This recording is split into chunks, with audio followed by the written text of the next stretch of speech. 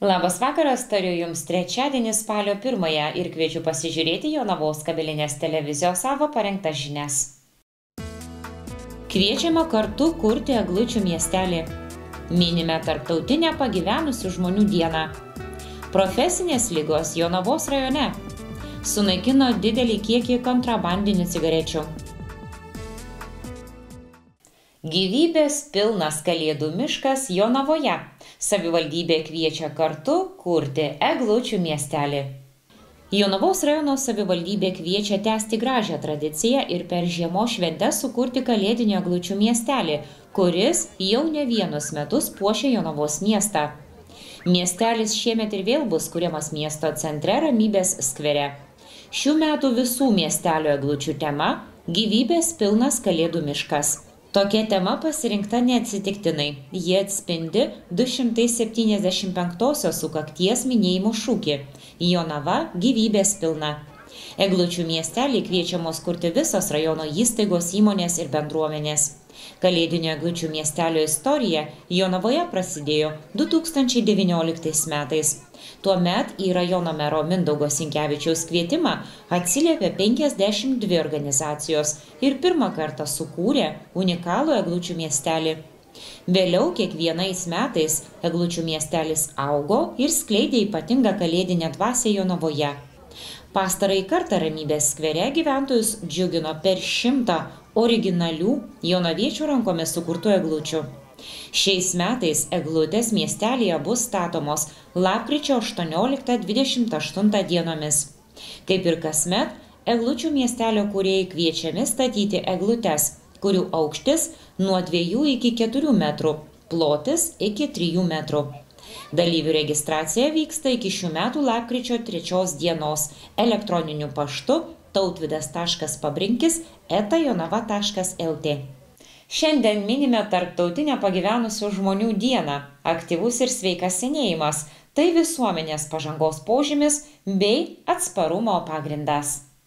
2025 metų pradžioje Lietuvoje gyveno apie 613 tūkstančių vyresnio amžiaus žmonių, 65 metų ir vyresnių. Tai sudaro daugiau nei 21% visų šalies gyventojų. Ši demografinė grupė nuosekliai auga, atspindėdama visuomenės senėjimo tendencijas. Lietuva aktyviai ruošiasi demografiniams pokyčiams, siekdama užtikrinti vyresnio amžiaus žmonių gerovę. Spalio 1, minint tarptautinę pagyvenusių žmonių dieną, Socialinės apsaugos ir darbo ministerijos iniciatyva visoje Lietuvoje prasideda nacionalinė vyresnio amžiaus žmonių savaitė su daugiau nei 1300 įvairių veiklų ir renginių skirtų senjorams. Ministerija taip pat surengė konferenciją „Įtraukus ir sveikas senėjimas – mūsų visų rūpestis ir vertybė". Joje mokslininkai, ekspertai ir bendruomenių atstovai aptarė vyresnio amžiaus žmonių socialinės įtraukties bei pozityvios senatvės gerąsias praktikas, siekiant aktyvaus ir sveiko senėjimo. Socialinės apsaugos ir darbo ministrė Jūratė Zalskienė sako, kad aktyvus ir sveikas senėjimas – tai ne tik vyresnio amžiaus žmonių asmeninė gerovė, bet ir visos visuomenės pažangos požymis bei atsparumo pagrindas. Šiandien yra ta diena, kai minim pagyvenusių žmonių dieną, tarptautinę dieną. Ir tai jau nebe pirmi metai, mes būtent spalio 1 dieną atkreipiam dėmesį į vyresnio amžiaus žmonės, į juos supančią aplinką, į tai, su kokiom problemom jie susiduria ir kaip tas problemas galėtumėm spręsti ir spręsti kartu. Ne kažkas tai vienas turi spręsti, ar kitas, ar tik kalbėti apie tai. Mes turim daryti viską, kad vyresnio amžiaus žmonės jaustųsi ir gyventų oriai. Ir būtent jau antrą kartą mūsų ministerijos iniciatyva vyksta savaitė skirta vyresnio amžiaus žmonėm ir šiandien ta pirmoji diena, kada visoje Lietuvoje prisijungė ir ne viena savivaldybė, įmonė, įstaiga, yra pasiūlyta labai daug renginių įvairiausių, pramogų, pokalbių, susitikimų, konferencijų ir apie 1300 renginių planuojama per šią savaitę visoje Lietuvoje. Tai man atrodo, tai yra įvykis ir galvojant apie tai, kad tai tik antrą kartą ir jau toksai ažiotažas, tiek daug visko, tai tik rodo, kad tai yra labai svarbi ir aktuali mums visiems problema. Man atrodo, kiekvienas iš mūsų žino, kad jei gimsti, tu vis tiek tapsi vyresnio amžiaus žmogumi, tapsi senjoru ir jauni žmonės, man atrodo, mes ir visi tą patyrėm, kai buvom jauni, mes tikrai nesupratom vyresnio amžiaus žmonių ir visai kitaip vertindavom jų galbūt ir elgesį, ir norus, ir patarimus, bet kada jau esi brandesniam amžiui, tu supranti ir tu žinai, kaip tu jautėsi, kai buvai jaunas ir kaip tu jautiesi dabar. Ir va čia ir, man atrodo, yra didžioji problema, kaip susikalbėti. Kaip padaryti, kad visos kartos čiuptų ranka rankon vienas kitą ir bendrom jėgom ieškotų sprendimų, kad vyresnio amžiaus žmonės mūsų visuomeniai jaustųsi orūs, gyventų gyvenimą tokio, kokio jie yra verti, darytų tai, kas jiem patinka ir stipriai prisidėtų prie visuomenės vystymosi. Nes man atrodo, mes labai daug yra nevyriausybinių organizacijų, labai daug įvairiausių klubų, asociacijų, kur jungia ir vienyje vyresnio amžiaus žmonės. Ir kiekviena turi savo veiklą. Vieni galbūt susirenka meniniam veiklom, dainuoja, šoka, kiti domisi psichologija, skaito ir tarpusavy dalinasi knygas. Kiti lanko 3 amžiaus universitetą, kur galima pasirinkti įvairiausių sričių ir veiklų. Bet taip įprasmint to, kaip vienu žodžiu savanorystė irgi negalima, nes yra veikla ir užimtumas. Ir labai norėčiau, aš jau kaip ministrė norėčiau pasakyti savo tokį lūkestį, kad turėtumėm labiau kalbėti apie tikrąją vyresnio amžiaus žmonių savanorystę ir jos įgalinimą ir net, sakyčiau, formalizavimą. Jeigu mes turim puikiai veikiantį įstatymą savanoriškos veiklos ir jaunimas jau yra labai stipriai toj veikloj pasiekęs nemažai rezultatų, jau yra akredituojamos įstaigos, kurios priima savanorius, bet visi įsivaizduoja, kad savanorystė tai yra jauno žmogaus veikla. O aš galvoju, ir man atrodo, visi jūs tą puikiai suprantat, kad savanorystė galima įvairi. Ne tik nueiti pas kaimyną pakalbėti ir kai jam liūdna, ne tik nueiti padėti kažkokiam tai renginį, kada kviečia ar savivaldybė, ar dar kas nors, bet savanorystė gali būti šiek tiek platesnė. Tai gali būti ir gidavimas muziejui arba turizmo ir verslo informacijos centre svečių sutikimas ir papasakojimas, kas vyksta aplinkui. Bet tam reikia formalizuoti tam tikrus dalykus ir manau, kad kartu su specialistais, su prezidentūra, kuri tikrai yra labai suinteresuota, kad senjorai, vyresnio amžiaus žmonės jaustųsi oriai ir turėtų labai daug veiklų, manau, judėsime tą linkmę į priekį ir ieškosime formų, kaip padaryti, kad gyvenimas išėjus iš darbo nesustotų ir kad ta veikla, kuri buvo įdomi arba atvirkščiai buvo tik svajonėse, būtų įgyvendinama jau esant tam vadinamam užtarnautam poilsį, bet ne ilsėtis tada, kada savo sėdžiu ir prie televizoriaus ir ilsiuosi. Ne, galvokime apie tai, kad jūs esat labai svarbi visuomenės dalis ir jūsų buvimas visuomenės tam visam lauke yra labai svarbus. Man atrodo, minėjo ir Liudas, kad vyresnio amžiaus žmonių Lietuvoje daugėja ir mes jau artėjam prie 20% visos mūsų populiacijos. Tai tik rodo, kad be vyresnio amžiaus žmonių mes neišsiversime niekaip ir mes turim kartu jungtis, kartu kurti Lietuvą. Ir manau, kad šiuo metu svarstomas ir vyresnio amžiaus žmonių įstatymas, kuriame bus irgi nubrėžtos tam tikros gairės veiklose šioje srityje, tik padės mums kartu pasiekti tokių rezultatų, kokių mes visi siekiam dirbdami savo organizacijose, asociacijose ir panašiai. Tai pirmiausia, tai sveikinu su šia diena, nors tai yra diena, kai mes turim atkreipti dėmesį į problemas ir apie jas kalbėti. Labai linkiu, kad ši konferencija jums atsakytų į daug klausimų. Aš net nebejoju, kad į visus tikrai neatsakys. Liudas tikisi, bet taip nebūna. Bet kalbėti, diskutuoti tikrai padės ir galbūt nusimatysim kažkokias gairės į priekį. Tai labai darbingos konferencijos ir kad sužinotumėt tikrai kažką labai įdomaus ir naujo. Gražaus darbo. Ačiū. Prie nacionalinės vyresnio amžiaus žmonių savaitės iniciatyvos prisijungė 58 Lietuvos savivaldybės, taip pat ir Jonava. Primename, kokių renginių tikėtis mūsų rajone. Spalio 2 dieną 8:45 ir 9:45 mankšta vandenyje senjorams Jonavos baseine. 10 val. Ekskursija autobusu po Jonavos rajoną, pradžia Jonavos krašto muziejaus kiemelyje. Nuo 10 iki 16 val. Atvirų durų diena bibliotekoje, ekskursijos, naujų knygų pristatymas, medijų ir informacinio raštingumo mokymai. 14 val. Veiklos interaktyvus amžėjimas Jonavos globos namuose, o 18 val. Šachmatų varžybos senjorams Jonavos sporto arenos foje. Spalio 3 dieną nuo 11 val. 3 amžiaus universiteto mokslo metų pradžios šventė koncertas Švietimo pagalbos tarnyboje Basanavičiaus gatvėje. 15 val. Literatūrinė muzikinė popietė Mūsų dienos kaip šventė Kulvos bibliotekoje. Spalio 5 dieną nuo 15 val.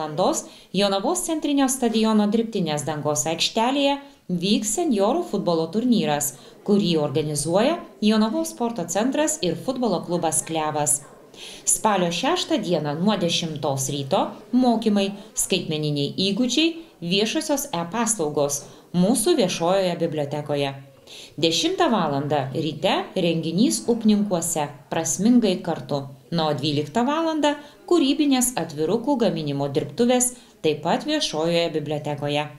Spalio 7 dieną 8 ir 9 valandomis Jonavos baseine mankšta vandenyje senjorams. 10 ryte konferencija vyresnio amžiaus žmonių patiriami iššūkiai. Lygių galimybių kontrolieriaus tarnybos atlikto tyrimo pristatymas apie skaitmeninę senjorų atskirtį Jonavos bibliotekoje.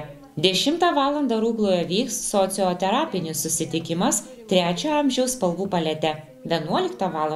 Užsiėmimų ciklas sveika mityba vyresniame amžiuje, ką svarbu žinoti Jonavos rajono švietimo pagalbos tarnyboje Basanavičiaus gatvėje. Na, o 16 val. Šveicarijos bibliotekoje literatūrinė popietė Žodžių dovanos brandžiam gyvenimui. Spalio 8 dieną 10 ryte Jonavos bibliotekoje mokymai, skaitmeniniai įgūdžiai, viešosios e-paslaugos. 10 ryte socialinių paslaugų centro Žeimių padalinyje renginys Prasmingai kartu. 10 ryte socialinių paslaugų centro Rimkų padalinyje psichoedukacinis susitikimas Savivertė 3 amžiuje. 14 val. Kelsimės į Jonavos biblioteką. Oho kryžiažodžių sprendėjų klubo susitikimas. 18 val. Stalo teniso varžybos vyresniems nei 40 metų asmenims Jonavos sporto centro stalo teniso skyriuje Kauno gatvėje 59. Na, o šiandien spalio 1 Jonavos Grigorijaus Kanovičiaus viešojoje bibliotekoje vyko senjorų pomėgių mugė, o Neries mokykloje jau tradicija tapęs renginys Per kartas į širdį. Higienos instituto naujausiame leidinyje Profesinės ligos Lietuvoje 2024 apžvelgta ir situacija Jonavos rajone. Profesinių ligų prevencija yra viena iš svarbiausių visuomenės sveikatos problemų. Higienos instituto surinkti duomenys rodo, kad jos vis dar išlieka aktualios. Naujausia profesinių ligų registro ataskaita apibendrinanti 24 metų duomenys atskleidžia, kad Jonavos rajono savivaldybė patenka tarp tų savivaldybių, kuriuose nustatyti nauji profesinių ligų atvejai. Ypač išsiskiria moterų profesinių ligų atvejų skaičius.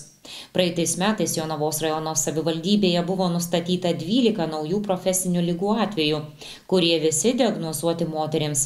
Tai sudaro 7% visų moterims nustatytų profesinių ligų atvejų Lietuvoje.